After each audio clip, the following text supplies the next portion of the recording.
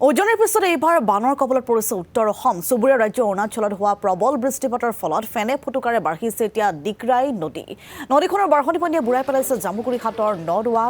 বালিবাৰী ঢেকেৰী গাঁৱকে ধৰি বিভিন্ন অঞ্চল বহু বাসগৃহ এতিয়া বাঢ়নি পানীৰ তলত ঘৰ দুৱাৰ এৰি নিৰাপদ স্থানলৈ ঢাপলি মেলিব লগা হৈছে বানাক্ৰান্তই বানপীড়িত অঞ্চল পৰিদৰ্শন কৰি ক্ষয় ক্ষতিৰ বুজ লৈছে বিধায়ক পদ্ম হাজৰিকাই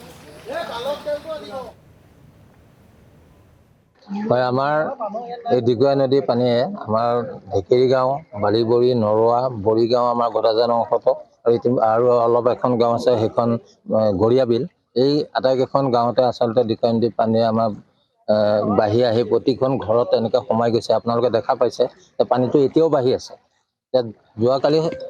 ৰাতিৰ পৰা পানী বাঢ়ি আজি মানুহ আমাৰ শিবিৰলৈ যাব লগা অৱস্থা হৈছে আৰু এঘণ্টাৰ পিছত ইয়াত পানী আৰু বাঢ়িব যে আমি ভাবিছোঁ যে ৰাতিলৈ ইয়াত এখন গাঁৱৰ কোনো মানুহ ইয়াত থাকিব নোৱাৰিব এনেধৰণে পানী বাঢ়ি থকাৰ কাৰণে আমাৰ আচলতে এই গাঁওকেইখনত যথেষ্টখিনি অসুবিধাত আমি সন্মুখীন হৈছোঁ ইতিমধ্যে আমাৰ গোটেই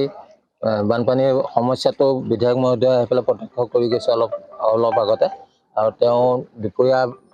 ভাত সাজৰ ব্যৱস্থাও তেখেতে কৰি দি থৈ গৈছে আমি জনপ্ৰতিনিধিসকলো আমাৰ মাজত উপস্থিত আছে তেওঁলোকেও আচলতে আমাৰ লগত পানী হোৱাৰ পৰা বুলি ৰাতিপুৱাৰ পৰা আছেই আৰু দুপৰীয়া সময়লৈ হয়তো আমি প্ৰতিখন ঘৰৰ পৰাই আমি শিবিৰলৈ যাব লাগিব ইয়াত যিটো কাৰণে পানীটো বাঢ়ি আহিছে আপোনালোকে দেখিছে যে ঘৰৰ ভিতৰলৈ পানী সোমাইহে আছে পানীটো ওলাই যোৱা নাই যে এই ধৰণে থাকিলে আমি আজি ৰাতি ইয়াত থাকিব নোৱাৰিম যে এইখিনিয়ে কথা এতিয়া নদীৰ পানীটো যিহেতুকে বাঢ়ি আছে আচলতে অৰুণাচলত পানীটো বৰষুণ বেছি হোৱাৰ কাৰণে অৰুণাচলৰ পানীতে আমাক এই ক্ষতিটো কৰিছে